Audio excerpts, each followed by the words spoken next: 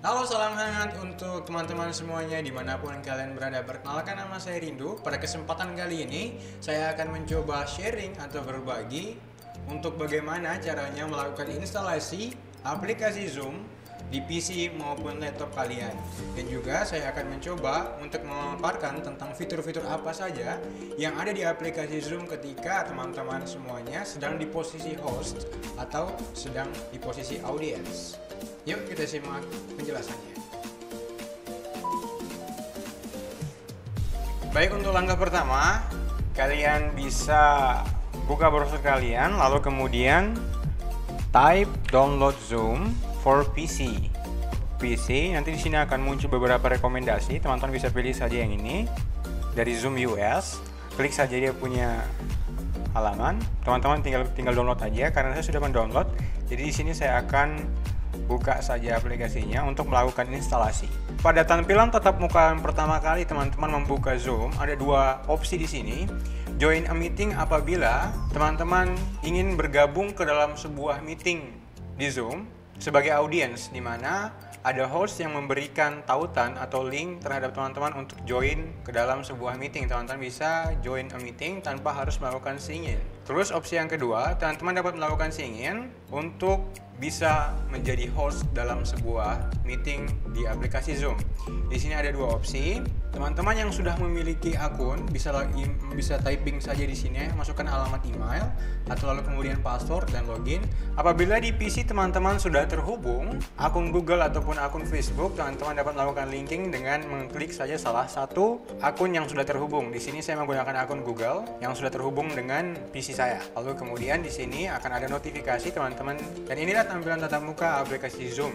Di sini teman-teman dapat bergabung ke dalam sebuah meeting, membuat meeting baru, lalu kemudian di sini join, di sini membuat jadwal kapan akan diselenggarakannya meeting.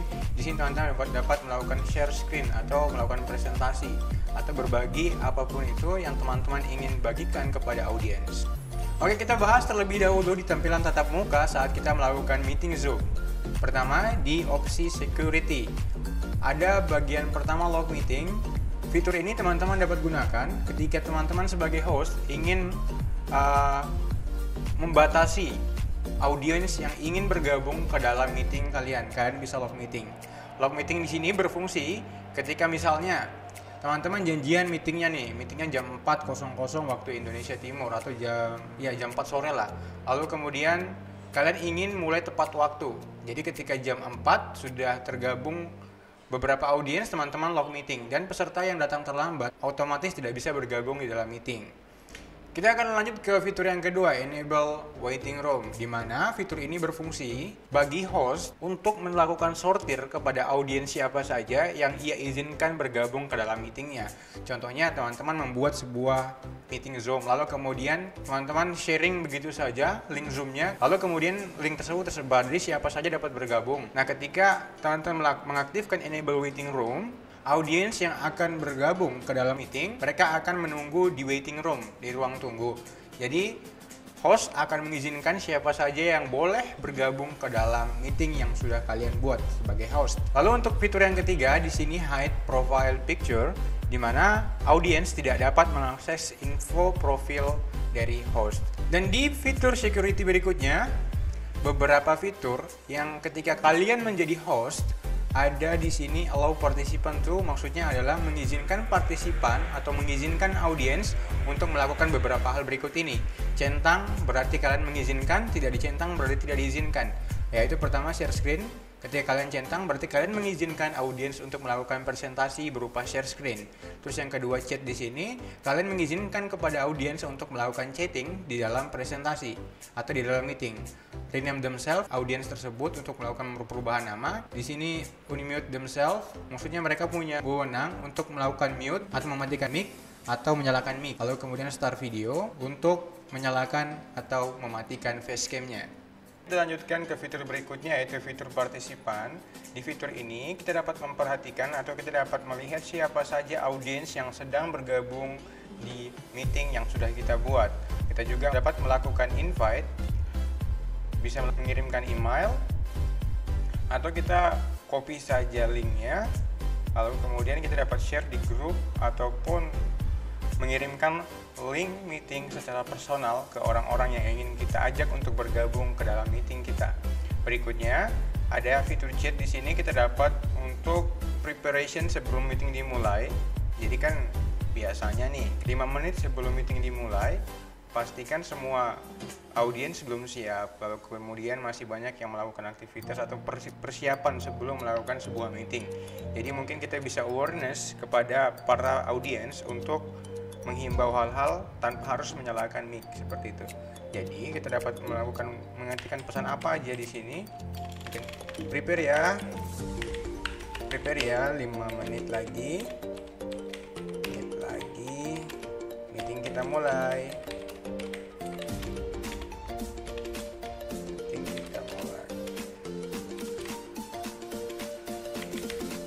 Kemudian kita enter, dan para audiens akan menerima notifikasi yang dimana notifikasi tersebut akan menunjukkan bahwa kita sebagai host sedang mengirimkan pesan. Kita juga bisa menambahkan fitur-fitur di sini berupa emoticon dan juga stiker atau hal-hal yang lain yang diperlukan untuk membuat pesan yang kita kirimkan lebih emosional. Lalu berikutnya di sini kita dapat melakukan share screen. Karena kita menggunakan PC, jadi di sini sudah terlihat beberapa window yang terbuka. Teman-teman dapat pilih saja salah satu atau membuka PowerPoint untuk kemudian kita share. Lalu kemudian di fitur share screen ini kita juga dapat mengatur siapa saja yang bisa melakukan share screen. Di fitur share screen ini ada beberapa opsi yang teman-teman bisa untuk sesuaikan berdasarkan keperluan meeting yang teman-teman sedang jalani. Yang pertama di sini ada one participant can share at a time. Maksudnya adalah ada partisipan atau audiens bisa melakukan sharing meeting selain host. Yang kedua, multiple participants can share simultaneously. Maksudnya adalah selain partisipan ataupun host yang melakukan share screen untuk presentasi, host mengizinkan lebih dari 1 orang atau 2 orang untuk melakukan share screen. Kita juga bisa mengatur lebih jauh tentang sharing screen di aplikasi Zoom ini. Yang pertama, how many participants can share at the same time. Maksudnya adalah berapa banyak orang yang bisa melakukan sharing screen selain host. Ketika kita memilih one participant can share at the time, hanya 1 partisipan atau audiens yang diperbolehkan untuk melakukan sharing screen. Ketika kita memilih multiple participant can share simultaneously, maksudnya adalah partisipan lain juga dapat melakukan share screen. Lalu di berikutnya ada who can share. Pertanyaannya siapa saja yang dapat melakukan sharing screen. Teman-teman bisa milih only host atau all participant. Ketika kita memilih only host, berarti hanya host yang dapat melakukan sharing screen atau presentasi. Lalu kemudian ketika teman-teman memilih all participant, berarti semua audiens yang tergabung ke dalam meeting dapat melakukan sharing screen. Berikutnya ada fitur record di sini. Fitur record ini sangat memudahkan sekali ketika kita ingin melakukan recording atau merekam aktivitas meeting yang kita jalani dari awal mulai sampai dengan akhir meeting itu berjalan, sehingga tidak ada materi ataupun hal-hal penting yang ketika nanti ada audiens yang belum sempat bergabung, audiens yang mungkin terlambat, kita dapat membagikan videonya sehingga dapat maksimal berjalannya meeting kita. Selanjutnya adalah fitur reaction. Di fitur reaction ini kita dapat memberikan reaksi. Kita juga dapat memeriahkan atau memberikan emosional lebih terhadap sebuah meeting yang berjalan dengan memberikan beberapa emoticon di sini. Kita bisa thumb up, kita bisa clap hand, kita juga bisa memberikan beberapa emoticon yang membuat meeting menjadi hidup. Nah, untuk fitur raise hand ini, misalnya ketika sebuah meeting berjalan dan host melakukan presentasi, audiens tidak diperbolehkan untuk menyalakan mic. Itu seperti itu umumnya teman-teman. Sehingga fitur raise hand ini berfungsi ketika audiens ingin mungkin menyanggah, memberikan pertanyaan, atau ingin melakukan interupsi, ingin menyampaikan sebuah masukan, saran, atau apapun itu, teman-teman dapat melakukan klik terhadap fitur raise hand ini. Nanti host akan melihat siapa yang sedang melakukan raise hand dan memberikan, mungkin menjeda atau memberikan kesempatan kepada siapapun yang melakukan raise hand untuk diberikan kesempatan berbicara. Dan overall, beberapa fitur-fitur tersebut merupakan fitur-fitur dasar umum yang harus kita pahami sebagai host maupun sebagai audiens ketika menjalankan sebuah meeting di Zoom. Demikian sedikit yang dapat saya bagi, semoga bermanfaat untuk kalian semuanya. Mohon maaf jika ada salah-salah kata, terima kasih. Dan teman-teman juga dapat mengkoreksi atau menambah di kolom komentar ya.